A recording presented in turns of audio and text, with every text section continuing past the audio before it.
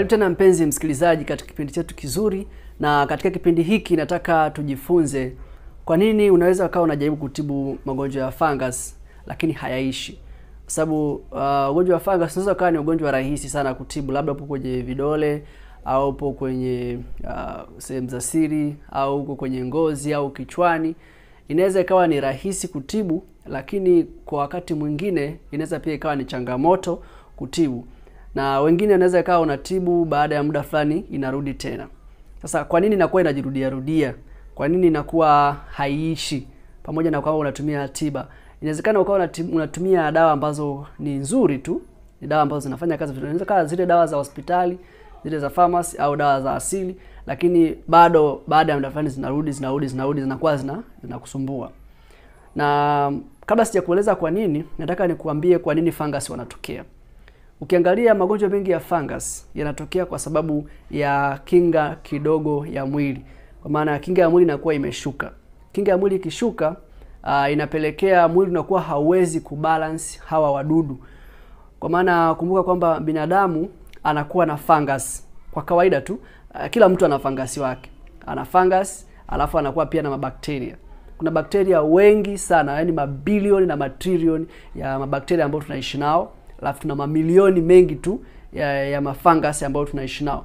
Lakini hawa wadudu pamoja na kwamba tunaishi nao na ni wengi, lakini wamekuwa katika balance. Yani hawa bakteria wana balance fungus. Na fungus pia wanaishi katika namna fulani vya mahusiano na hao bakteria. Kwa katika hali ya kawaida wanakuwa wamebalance katika usawa. Hakuna mtu ambaye anawazidi, mimi ninamaanisha hakuna mdudu ambaye anawazidi wenzake.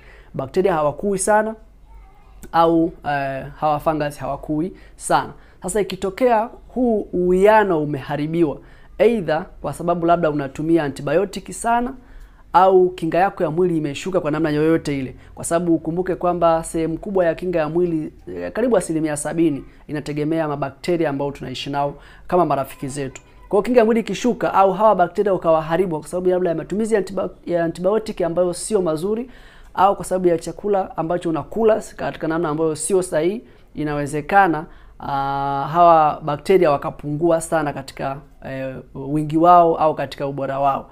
Halafu sasa maana yake hawa wengine ambao ni kama washindani wanaongezeka zaidi, wanakuwa wengi. Sasa hawa nazungumzia fungus. Kwa hiyo hata kama ukitumia dawa kiasi gani hauwezi ukaondoa wote.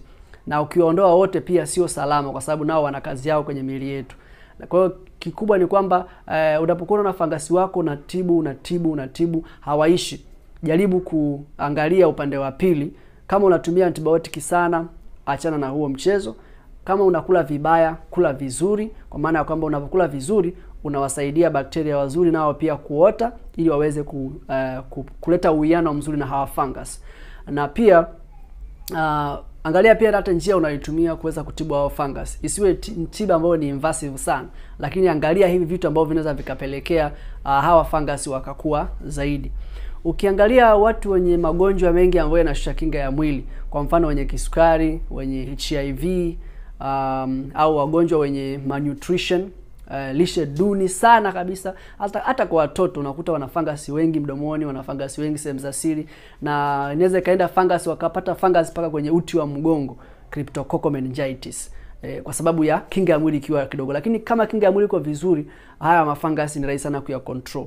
Kwa hiyo hata kama umetumia dawa nyingi kiasi gani za asili za dukani, lakini huoni mafanikio, au mafanikio yanakuja lakini yanarudi tena mafungus, inawezekana ukashauriwa sana kuhusiana na mambo ya usafi, ni kweli, lakini angalia sana kinga yako ya mwili.